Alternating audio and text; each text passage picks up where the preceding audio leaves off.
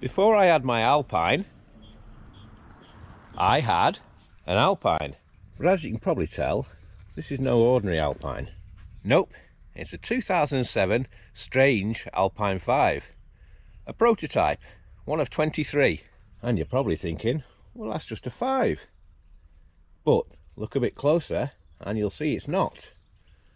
You have some major gusseting going on. You have a shock shuttle. You have, not that you'd be able to tell, one hell of a slack head angle, and it's a damn sight longer as well. And I rode this bike for quite a few years, and the reason I stopped riding it was basically because parts are getting harder and harder to get. As you may be able to see, it has a fair bit of damage on it, but none of it terminal. That's just trail damage when you ride rocky trails.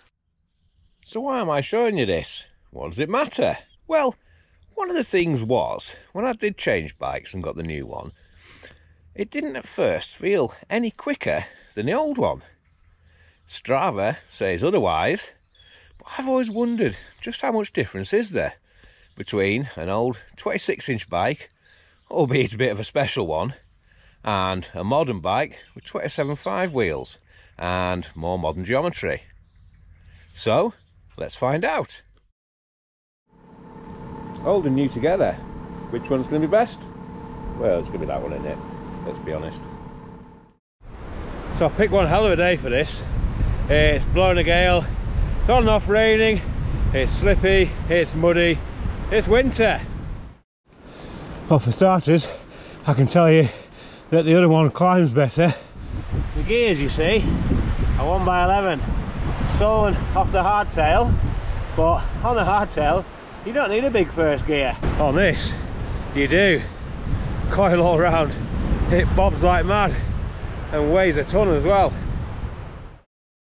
So let's have a shakedown run then, because I have not really ridden it at all since building it back up.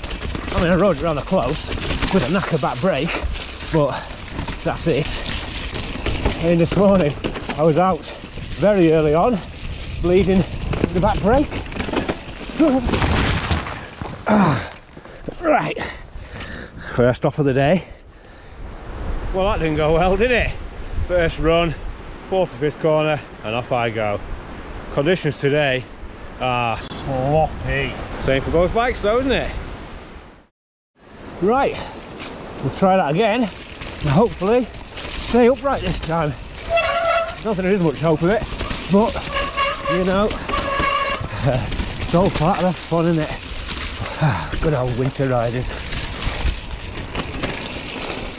I was worried that it would feel far too short. It's a lot shorter than the newer Alpine, obviously, but made even shorter by the fact that the bars and stem are off the hardtail, and the stem is a 35mm one, whereas I always used to ride a 50 on this. And with a 50 it felt quite long and it never felt sketchy either. Oh god, I'm going slow down it. Yeah, this is interesting. Now my chain's come off. So far, well, it's not going to plan, should we say. Well, never mind. As you can probably see, I'm gloveless as well. I thought I put them both in the bag, but obviously not. So I'm going to have cold slippy hands later as well. So that's nice, isn't it? So another thing I'm doing today, first time in years, is riding with high rollers. And I used to love high rollers, thought they're amazing. Since I've had the new bike though, I've used Minions, and now I've got a Michelin Wild Enduro on the front, which is nice on dirt but not nice on rocks. So how are high rollers going to fare up against Minions and that? And now it's time to have a go on the new Orange Alpine. Say new, but it's not. So the shakedown track again. Obviously this doesn't need a shakedown. It's a nice track. Someone would class it as red. I suppose it is really. It's a lovely trail. Right, straight away, I'm noticing that, yes, this does feel so much more stable and quicker. And that's not putting down the other bike, because, yeah, it's bloody lovely. Really lovely. But this just feels a lot more solid on the ground. It goes where you point it, and yes, the tyres probably are a bit better than the high rollers as well. Never mind. It's not night and day, it really isn't. But, God, you notice.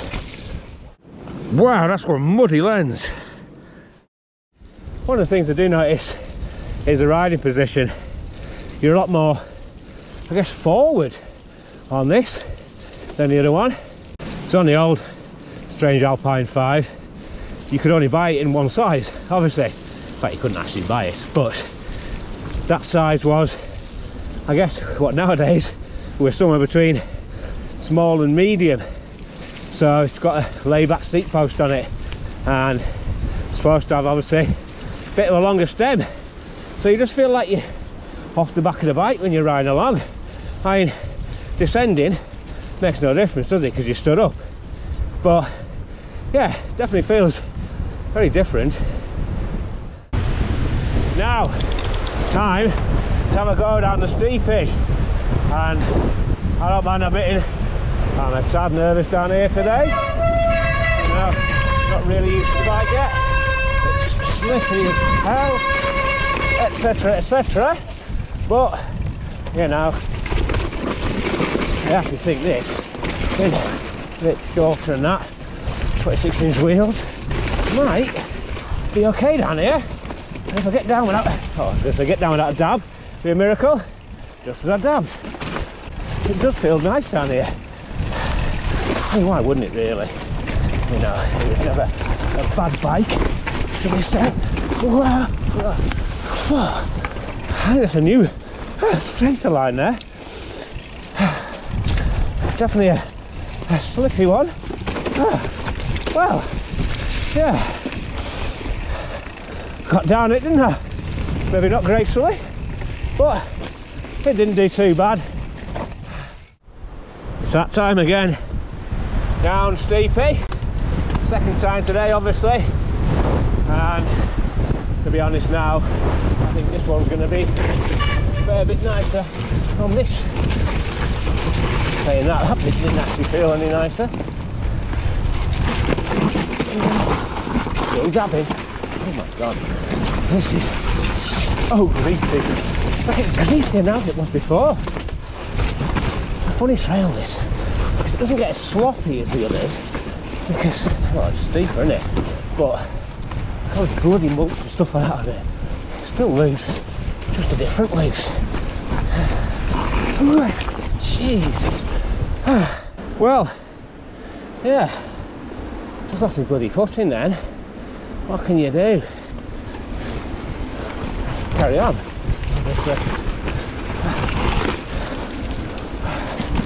Yeah, weird. I don't know now. I think it's just as grim today on both bikes. I wouldn't put one in front of the other on something steep like that. Trail 3 now, and this one is going to be nowhere near as fast as on the other bike, mainly because there's bits where it sort of flattens out and you need to pedal. So obviously having a dropper post is a huge advantage. Quite a rooty little bugger this, to say the least. Oh! Took me right up right today for some reason. Yeah, I'm getting used to it.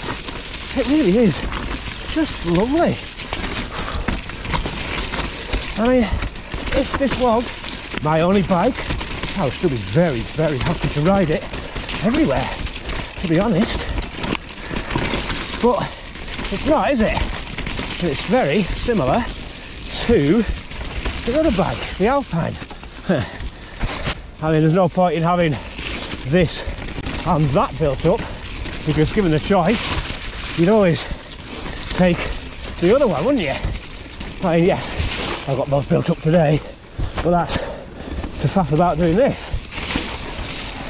What I will say, it's a little bit twitchier than the other, but I don't think that's just down to the wheels. I think it's down to not a slacker head angle, not as long, everything else. Plus, cut the back end of it, and it was never the most solid of things, was it? Missing a front mudguard, they might look spunky, bloody hell are they good.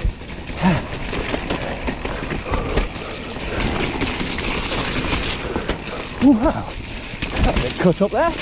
Woo.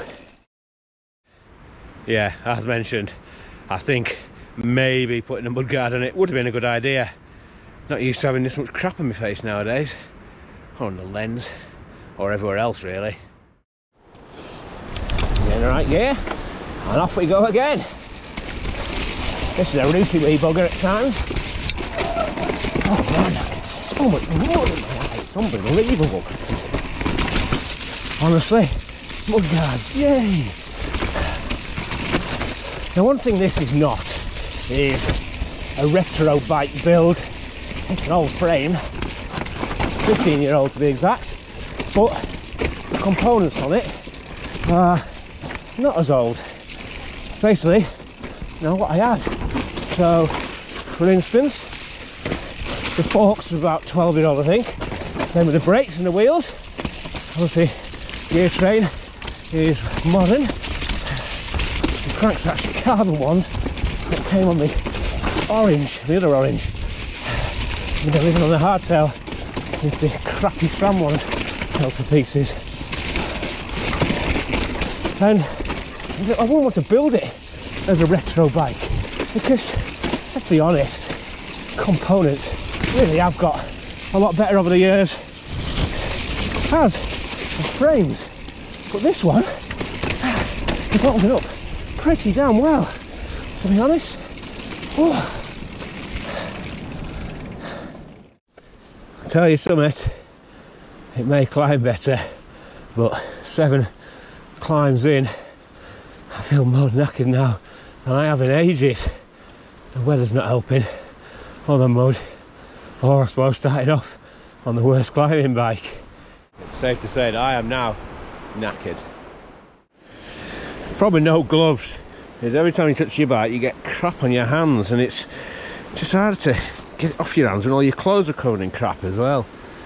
Has to ride him with no gloves on. I'm actually quite enjoying it in a weird way. So initially, when I planned today, I was going to do timed runs, put a little stopwatch up on the screen and all that fancy stuff. But I think it became very clear very early on that this bike is so much faster than I always knew it. I mean, to be honest, when I was driving here in the car this morning, I was full of apprehension about even riding the other one, but it's actually bloody nice to ride. Not as nice as this, but still really enjoyed it, and the trip down memory lane, it's been great. And yeah, I'm gonna ride it again probably at some point.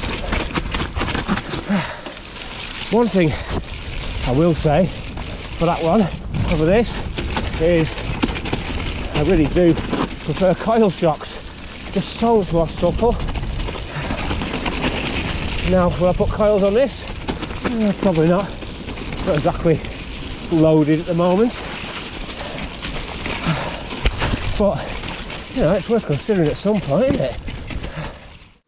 Well, yep, I do prefer these tyres to the high rollers on the other bike. They're just more grip with them. I mean, yeah, I'm not a fan of that Michelin on sort of loose gravel and stuff like that, but in this sort of stuff, it's great. The high roller just sort of slid in, it gripped, but there was that element of sliding. So I think I'm going to stick with Minions. So there we have it. In conclusion, bikes are brilliant, old or new, but new ones are brillianter. Next week, Who knows? Probably cleaning both these bloody bikes because it's going to take a long time. Bye bye.